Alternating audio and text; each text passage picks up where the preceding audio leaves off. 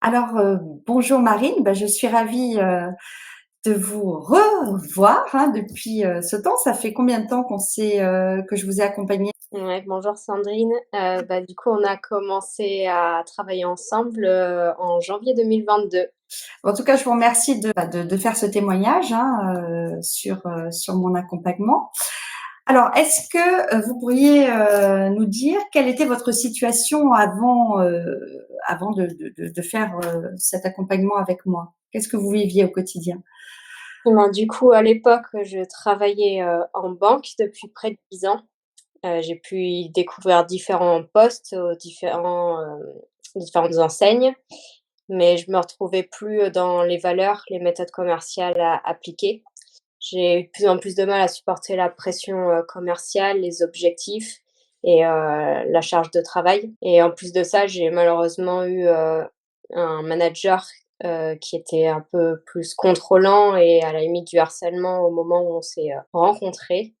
Donc c'est vrai que j'étais plutôt stressée, fatiguée du métier. À mon sens, j'avais pas la reconnaissance sur l'investissement que je donnais à l'entreprise et il était vraiment temps pour moi que je reprenne en main ma vie professionnelle, qui avait un impact aussi sur ma vie privée et ma santé. Et qu'est-ce qui serait passé si vous n'aviez pas choisi de vivre cet accompagnement, de suivre cet accompagnement, à votre avis? Pas facile de répondre à cette question puisque j'ai Non. la chance de prendre la bonne décision de me faire accompagner. Ça m'a permis d'avancer, voilà, plus rapidement.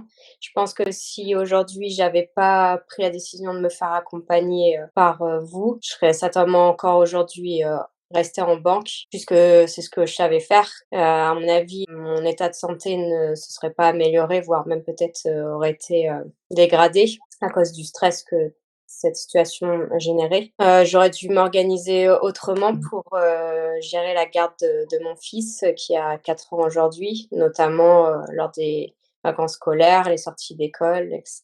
Du coup, je pense que je serais restée dans ma routine avec peut-être au bout du compte, j'aurais peut-être à nouveau, une nouvelle fois démissionné pour une autre activité professionnelle, mais à savoir laquelle, aucune idée. D'autant plus qu'à ce moment-là, l'estime de moi, je l'avais un peu perdue et du coup, ça aurait pu avoir un impact négatif au moment d'un potentiel recrutement. J'aurais peut-être pas réussi à me vendre correctement. Et alors, ce que vous ne dites pas là, c'est que finalement vous êtes parti dans l'entrepreneuriat, enfin finalement dans une suite logique en utilisant vos compétences, hein, en utilisant toutes vos expériences passées. Et je me souviens très bien de nos premiers échanges. Vous étiez plutôt opposés, on va dire. On a travaillé sur votre besoin de sécurité, je me souviens. Est-ce que vous pouvez nous raconter un petit peu votre cheminement par rapport à ça? C'est vrai que je m'en souviens aussi très bien. C'est d'ailleurs une petite anecdote que je raconte souvent quand on me demande comment je suis passée du salariat à l'entrepreneuriat, où je dis, moi, quand j'ai commencé l'accompagnement, c'était une des premières questions que Sandrine m'a posées, savoir si du coup je voulais pas voilà, créer mon entreprise ou partir dans l'entrepreneuriat. Et j'ai dit surtout pas, c'est pas fait pour moi. Et finalement, après réflexion, du travail ensemble et cetera, je me suis lancée. Donc après voilà, ça s'est pas fait en une seule étape. C'est grâce du coup à votre accompagnement. Et alors, qu'est-ce que vous faites maintenant? Parce que tout le monde veut savoir.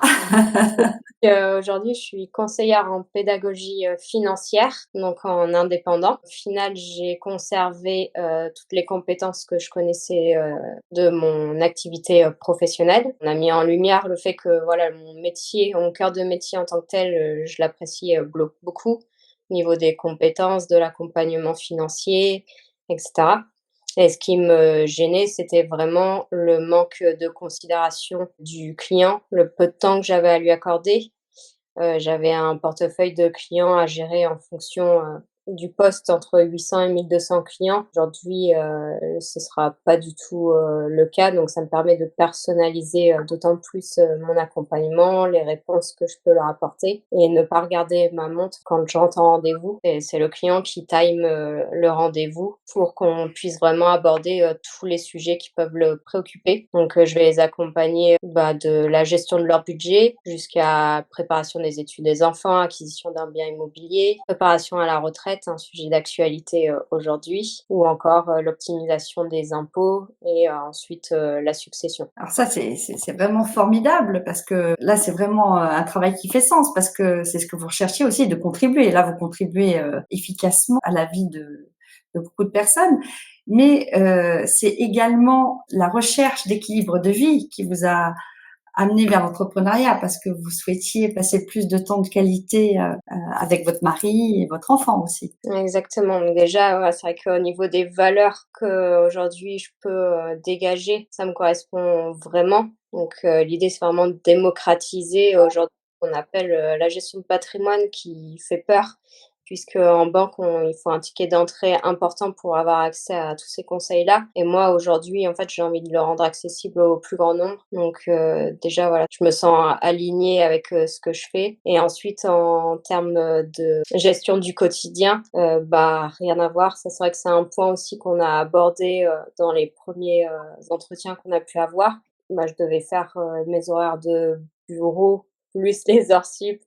Et la vie de famille, au final, bah, c'était, sur les temps de vacances et le temps qui me restait. Alors qu'aujourd'hui, j'ai réussi, au final, inverser la tendance, à m'organiser mon temps de travail en fonction de mes disponibilités. En fait, je priorise mes activités, personnelles et familiales et ensuite, sur le temps qui me reste, je mets en place, mes actions professionnelles et du coup, c'est d'autant mieux parce que ça me permet d'être, d'autant plus efficace puisque je sais que derrière, bah, j'ai des choses agréables qui m'attendent. Alors que si je traîne un peu dans les choses que j'ai à faire, bah, ça sera compromis, sur mes activités personnelles. Et comment ça se passe un accompagnement avec moi? Est-ce que je viens vous titiller? Est-ce que comment ça se passe? Bah, c'est vrai que du coup, c'est en dents de scie. Il y a des moments où ça va vite, on avance bien, et cetera. On met en lumière des points forts, des choses qui, moi, m'ont permis de reprendre, confiance, en moi et cetera.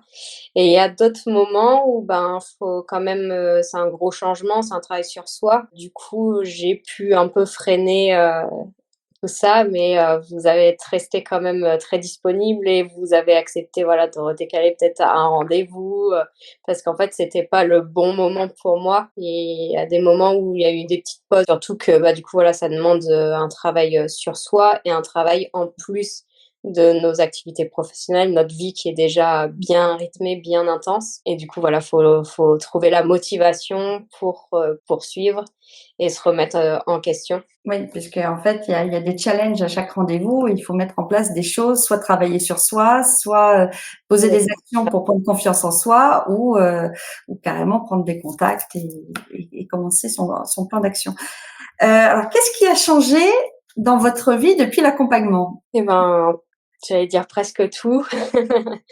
Alors déjà, vous avez beaucoup plus le sourire qu'à notre premier rendez-vous. Ça, je m'en souviens très bien de de notre premier rendez-vous. Donc, C'est sûr, rien à voir et mon entourage pourrait confirmer, ça. C'est que, voilà, depuis que j'ai pris cette décision-là et aujourd'hui et chaque jour un peu plus, je suis vraiment, en phase avec ce que je fais et beaucoup mieux dans mes baskets, comme on dirait. Donc, au niveau de mon changement de vie, bah, j'ai pris la décision de quitter mon poste, d'employé de banque. J'ai ouvert mon cabinet, d'indépendant en qualité de conseillère en pédagogie financière. alors, j'ai entendu dire qu'il marchait très bien, hein, d'ailleurs. Bon, mais je vous laisse poursuivre. Donc, bah, du coup, non sans mal sur la partie, administrative quand même, donc ça challenge encore plus et ça donne, vraiment, bah, au moins on est sûr d'être motivé à 200 pour y arriver. Parce qu'une fois qu'on a, réussi une étape, bah, en fait, il y en a encore une autre et cetera. Bon, bah, voilà, faut y aller, petit à petit et vraiment avoir une vision, aussi bien long terme que sur du court terme aussi. Moi, j'ai mis en application, voilà, tous les petits conseils, que vous avez, pu m'apporter, que vraiment fallait faire, pas par pas, se «récompenser» entre guillemets à chaque, chose, réussie. Donc aujourd'hui, bah, voilà, j'ai mon cabinet, j'ai mes premiers clients. Je me suis fixé, voilà, un objectif de rémunération alors qui a été, sur le timing décalé de 6 mois, concernant la partie administrative, mais bon, c'est qu'un détail, c'est pour les X prochaines années de ma carrière, donc bon, on n'est pas à 6 mois près. Et du coup, aujourd'hui, voilà, je travaille déjà avec de la recommandation, donc les clients que j'accompagne en parlent autour d'eux et me recommandent. Donc ça, c'est également, une satisfaction personnelle puisque du coup, je me rends compte, que j'ai une valeur ajoutée dans ce que j'apporte et ça m'enlève, une épine du pied pour développer mon cabinet. Contrairement à ce que je pouvais faire en banque ou autre, j'ai pas de phoning à faire pour trouver des clients, j'ai pas de démarchage, voilà, ça vient à moi, via le bouche à oreille. Et quel impact ce changement a dans votre quotidien, par exemple avec votre enfant, votre mari? Du coup, dans mon quotidien, vu que déjà je me sens plus sereine, parce que du coup je suis un peu plus, agréable à vivre. Je suis pas en boucle sur, mon manager, il m'a fait ci, ça aujourd'hui, machin et cetera. J'organise, voilà, mon temps où, en fait, je mets plus, mon fils, à la garderie le matin, donc il se lève, plus tard, donc il est moins fatigué et lui aussi il est moins ronchon. Quand il y a une sortie scolaire ou une activité et cetera, je peux me rendre, disponible, que j'aurais pas pu faire, avant ça. Je m'investis également, dans des associations, donc sportives et à travers l'école, également. Donc ça me fait, voilà, créer aussi, du contact et sur des choses agréables et positives et voilà, j'organise vraiment mon temps et vu que, je peux faire les rendez-vous, les suivis et cetera à distance, ça me permet aussi, si j'ai besoin de me déplacer, ou de partir, un week-end ou autre, juste à emmener, mon ordinateur sous le coude et j'ai toutes les informations à portée de main, aussi. Donc ça me permet d'être un petit peu plus libre. Eh ben, je vous remercie beaucoup, Marine, pour ce témoignage. Et puis, pour moi, c'est vraiment la plus belle récompense, c'est quand je vois des personnes comme vous qui, au premier rendez-vous, étaient pas très à leur place finalement dans leur vie, notamment leur vie salariée.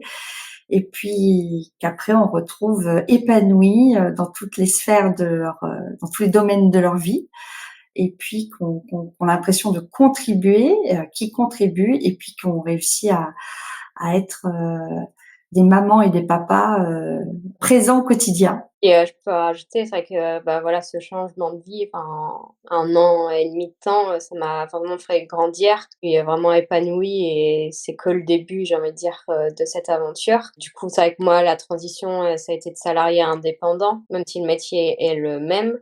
Mais après, ça peut aussi, les changements peuvent être, à tout niveau, en fait. Déjà juste, la partie, estime de soi, ça Tout ce qu'on a fait sur la confiance en soi, l'estime de soi, oui, la connaissance de soi aussi. ouais, Oui. ça m'a beaucoup aidée, pour, arriver jusqu'au bout de mon contrat, en banque.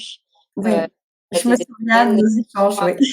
très simple et du coup, ça m'a permis de prendre confiance en moi et de dire, stop quoi et que ça se passe bien jusqu'au bout, le temps que je puisse partir sereinement. Oui, parce que pour prendre des décisions, il faut avoir suffisamment confiance en soi, donc bien se connaître et puis s'aimer suffisamment pour dire bah non, je mérite d'avoir des gens qui me parlent de manière bienveillante. Je n'ai pas besoin d'avoir quelqu'un de toxique qui, que ça soit dans ma vie professionnelle ou privée, je mérite mieux que ça. Donc oui, oui, je me souviens très bien de nos échanges à ce moment-là. Ça, c'est un point hyper important et c'est pour ça que je me dis aussi, voilà, que ça peut ne pas être, en conclusion, juste vraiment de changer du tout au tout de vie. On peut Non. juste un petit déclic, un petit quelque chose pour, se sentir mieux où on est, quoi. Et c'est un accompagnement pour finalement designer une vie sur mesure par rapport à qui on est en fait, et d'avoir une vie alignée avec qui on est. Exactement, voilà. Et ben très bien. En tout cas, merci Marine pour ce beau témoignage. Et puis on se dit à très bientôt alors, Merci peut-être. beaucoup. Au revoir Marine. Au revoir, à bientôt.